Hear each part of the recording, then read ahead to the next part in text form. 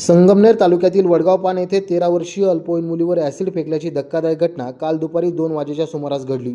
या अमानुष घटनेच्या निषेधार्थ आज वडगावपान येथील तळेगाव फाटा येथे सर्वपक्षीय नेते आणि नागरिकांनी एकत्र येत रास्ता रोको आंदोलन छेडले। यावेळी आंदोलकांनी हातात काळे झेंडे घेत संशयित आरोपींना कठोर शिक्षा झालीच पाहिजे आणि मुलीला न्याय मिळालाच पाहिजे अशा जोरदार घोषणा देत परिसर दणाणून सोडला। या आंदोलनामुळे कोलार-घोटी महामार्गावर सुमारे 1.5 तास वाहतूक ठप्प झाली होती।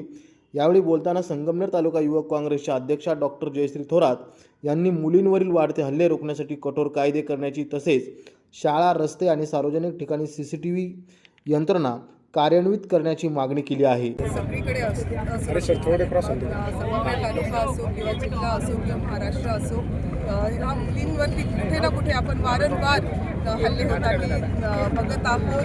कुठे रेप केस होत आहेत, कुठे ॲसिड हल्ले, कुठे चाकूने हल्ले, अतिशय वाईट अशी परिस्थिती महाराष्ट्रामध्ये उद्भवलेली आहे। मला एवढंच सांगायचं आहे की शासनाला कठोर कायदे असे केले पाहिजे की मुलींवरती हल्ले झाले नाही। आता ही जी घटना आहे यातील दोषी अजूनही सापडलेला नाही आहे, कुठेतरी पोलीस निष्प्रभ करतायत या सगळ्या।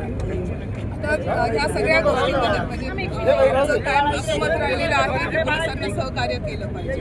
जिथे कोणाला काही इन्फॉर्मेशन असेल त्यांनी पोलिसांपर्यंत पोहोचवली पाहिजे। त्याच्यामध्ये कोणत्या गटाचा आहे, कोणत्या पार्टीचा आहे, कोणत्या समाजाचा, ह्या सगळ्या गोष्टी न विचार करता पोलीस त्यांचं काम करण्याचा प्रयत्न करतायत, पण अजून त्यांना काही रिझल्ट भेटलेला नाही। मला म्हणजे वाईट ह्याचं वाटतं की जे CCTV होते ते काही ठिकाणी बंद आहेत, काही ठिकाणी चालू आहेत, काही ठिकाणी लागले नाही। तर मला शाळेच्या परिसरामध्ये म्हणजे मला खरंच सरकारला विनंती करायची आहे की त्यांनी मुलींच्या सुरक्षेसाठी काय त्यांना फंड वाढवता येईल त्यांनी तो वाढवला पाहिजे।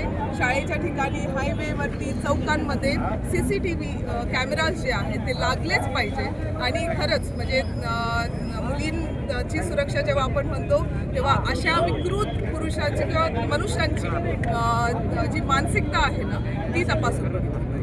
दरम्यान सामाजिक कार्यकर्त्या नीलम खताळ यांनीही या घटनेचा तीव्र शब्दात निषेध नोंदवत अशा विकृत प्रवृत्तीवर वेळेतच आळा घालणं गरजेचं असल्याचं सांगितलं।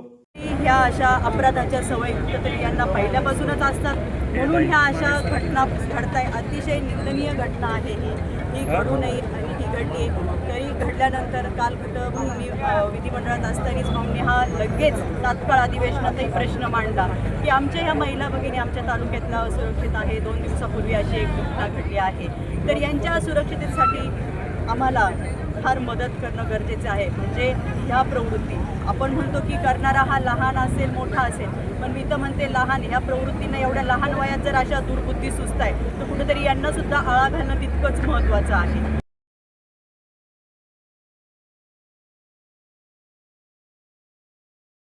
दरम्यान या प्रकरणातील संशयित आरोपींवर तात्काळ कारवाई करण्याच्या मागणीसाठी संगमनेर तालुका पोलीस ठाण्याचे पोलीस निरीक्षक प्रवीण साळुंके यांना निवेदन देण्यात आलं आहे।